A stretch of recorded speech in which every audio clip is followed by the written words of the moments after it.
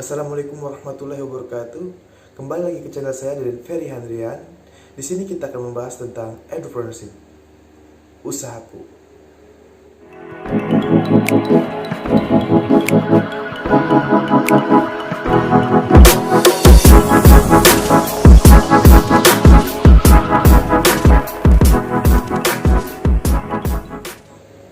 Di sini saya diberi 5 pertanyaan tentang entrepreneurship seperti itu. Langsung saja kita akan menjawab yang pertama, yaitu sebenarnya apa itu entrepreneurship? Sebelum kita masuk ke jawaban, saya akan sedikit membaca sedikit ulasan, yaitu rendahnya kompetensi dan daya saing lulusan perguruan tinggi menjadikan daya serap lulusan di lapangan juga rendah. Akibatnya, banyak pengangguran terdidik di berbagai daerah yang kesulitan mendapatkan pekerjaan. Disinilah pentingnya penanaman mental entrepreneur bagi mahasiswa yang diinternalisasikan dalam pendidikan yang sering disebut dalam entrepreneurship. Itulah yang dijelaskan dari Inayatul Ulia dalam diskusi Dwi Mingguan Dialektika Forum Kajian Pendidikan Dasar Islam yang digagas oleh Program Studi Pendidikan Guru Madrasah Ibtidaiyah PGMI Institut Pesantren Madhaliul Falah. Sekarang kita masuk ke jawabannya. Entrepreneurship merupakan bagian dari entrepreneurship yang unik di bidang pendidikan. Entrepreneurship adalah usaha kreatif atau inovasi dengan melihat atau menciptakan peluang dan merealisasikannya menjadi sesuatu yang memiliki nilai tambah ekonomi, sosial, dan lain-lain. Entrepreneurship di bidang sosial disebut sociopreneurship, di bidang edukasi disebut edupreneurship, di internal perusahaan disebut entrepreneurship, di bidang bisnis teknologi disebut technopreneurship. Ikhwan Alim 2009. Itu sedikit penjelasan tentang apa itu entrepreneurship. Lalu kita beralih ke pertanyaan kedua. Apakah dengan mengetahui dan mempraktikkan entrepreneurship mampu menurunkan angka pengangguran? Kenapa? Menurut saya pribadi, dengan mengetahui dan mempraktikkan entrepreneurship mampu menurunkan angka pengangguran? Ya, bisa. Tetapi tidak signifikan. Kenapa? Sedikit dari penjelasan saya di awal, yaitu di entrepreneurship kita itu seperti dituntut untuk berkreativitas, lalu berinovasi seperti itu. Disinilah membedakan bahwa pendidikan atau pemahaman dalam entrepreneurship ini membuat kita lebih maju seperti itu. Yaitu sedikit penjelasan tentang kreativitas dan inovatif, di mana inilah skill yang harus dimiliki seorang mahasiswa untuk bisa mengurangi angka pengangguran seperti itu.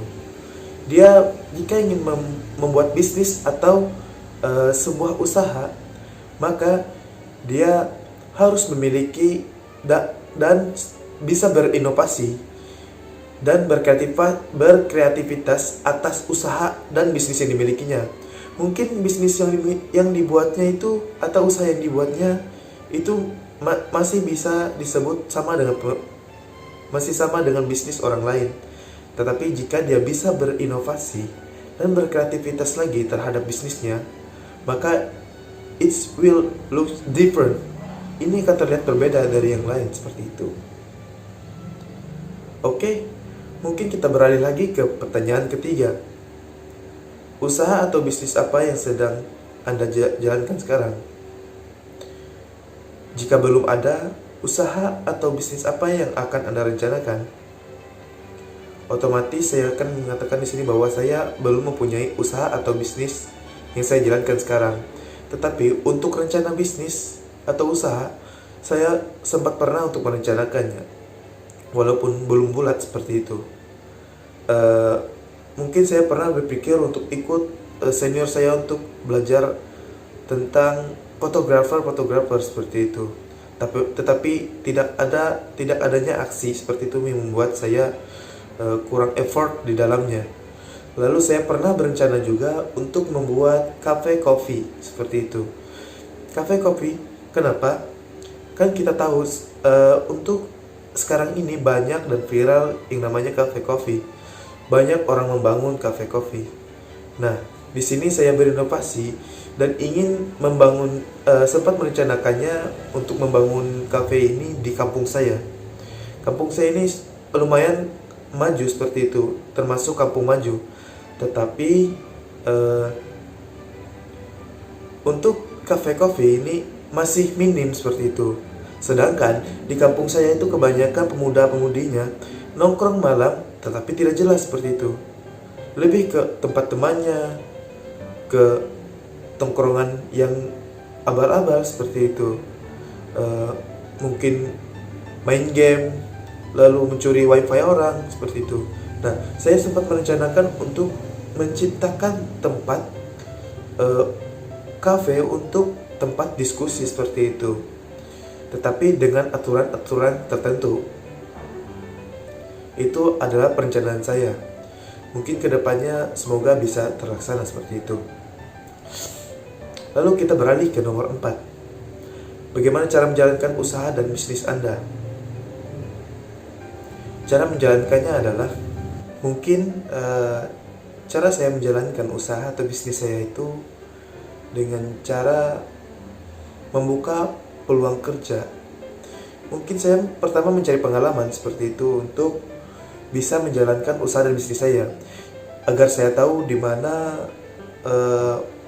kekurangan dan kelebihannya dari kafe atau usaha yang saya rencanakan itu, seperti itu. Bagaimana cara saya menjalankan usaha saya itu? Ya, saya akan mungkin seperti itu, seperti biasa saya tadi. Saya akan mencoba mencari pengalaman, lalu melihat dan dari berbagai perspektif dari dalam usaha atau bisnis yang akan saya jalankan seperti itu, yang mana ini akan memudahkan saya dalam menjalankannya, atau lebih kepada membuka jalan agar saya jauh dari mudahnya kegagalan seperti itu. Jadi saya harus mencari pengalaman dulu dalam menjalankan usaha dan bisnis saya ini, seperti itu. Lalu pertanyaan yang terakhir adalah, motivasi apa yang mendorong Anda untuk menjalankan usaha atau bisnis tersebut? Motivasi ini muncul dengan sendirinya karena saya termasuk anak tongkrongan seperti itu, dan melihat tempat yang sering saya datangi itu adalah sebuah aset yang menjanjikan seperti itu. Apalagi di kampung saya, tempat di mana masih minimnya cafe coffee, dan di kampung saya juga masih banyak pemuda yang suka nongkrong-nongkrong seperti itu. Jadi di sini saya akan membuka dan mencoba untuk menjalankan usaha bisnis saya di lingkup kampung saya seperti itu, untuk menciptakan ruang untuk pemuda-pemuda untuk berdiskusi seperti itu. Walaupun berdiskusinya mungkin tidak terlalu, ya mungkin seperti main game aja, seperti itu.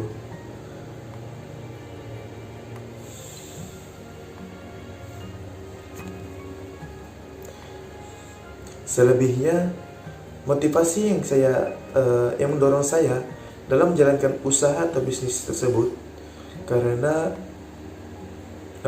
saya tidak ingin yang namanya pekerjaan itu hanya mempunyai satu pekerjaan tetap seperti itu. Saya ingin adanya pekerjaan sampingan seperti itu. Inilah yang mendorong saya ingin mencari pengalaman dalam menjalankan usaha atau bisnis saya tersebut, seperti itu.